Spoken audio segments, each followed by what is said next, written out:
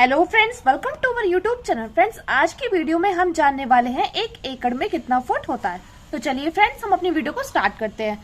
देखिए फ्रेंड्स, सबसे पहले हम जानेंगे कि आखिर कितना लंबाई होती है और कितनी चौड़ाई रहेगा। देखिए, एक बात आपको ध्यान में रखना है, जब भी जमीन को मापा जाता है तो फुट में या मीटर में नहीं होगा, ये होगा वर्ग फुट में या वर्ग मीटर में इसको नापा जाता है। जैसे मान लीजिए कि इसकी लंबाई क्या है, इसकी लंबाई है 5 जरीब। आप मान लीजिए इसकी लंबाई क्या है, इसकी लंबाई है 5 जरीब। और अगर हम बात करें चौड़ाई की, चौड़ाई कितने जरीब होगी, तो चौड़ाई होगी हमारी 2 जरीब। अब देखिए, आपके मन में क्वेश्चन आ रहा होगा कि जरीब क्या होता है। तो देखिए, जरीब क्या होता है, यहाँ पर देखिए जो जमीन होगी वो क्या है, वो 1 एकड़ में है।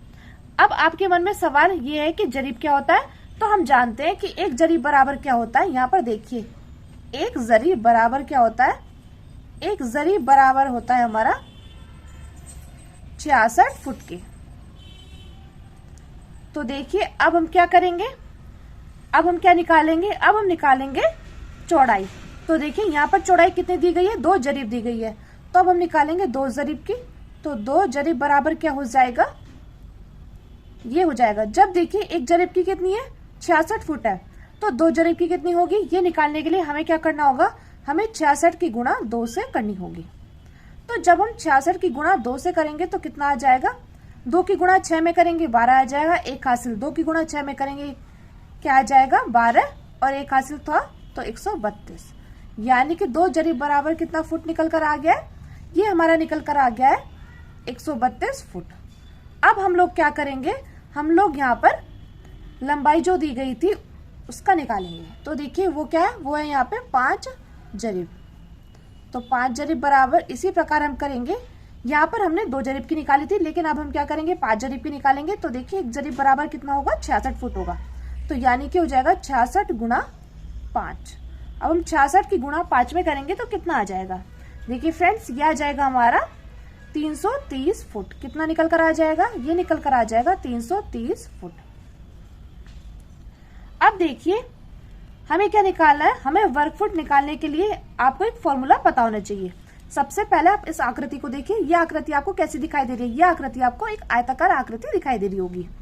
अब देखिए, वर्ग फुट निकालने के लिए हमें क्या करना होगा, वर्ग फुट निकालने के लिए आपको एक फॉर्मूला पता होना चाहिए। यह आकृति आपको क्या दिखाई दे रही है, आयताकार दिखाई दे रही है। तो हमें क्या पता होना चाहिए, हमें पता होना चाहिए आयत का क्षेत्रफल। तो हम जानते हैं आयत का क्षेत्रफल बराबर क्या होता है, आयत का क्षेत्रफल बराबर क्या होगा, ये होगा लंबाई गुणा चौड़ाई। आयत का क्षेत्रफल बराबर क्या हो जाएगा, लंबाई गुणा चौड़ाई। अब आप यहाँ पर देखिए, लंबाई क्या थी, तो लंबाई है 5 जरीब। यानी कि 5 जरीब कितने फुट निकल कर आ गई है, 330 फुट। और देखिए बात करें चौड़ाई की, तो चौड़ाई क्या, 2 जरीब, तो ये निकल कर आ गई हमारी 132 फुट। अब हम लंबाई गुणा चौड़ाई करेंगे। तो देखिए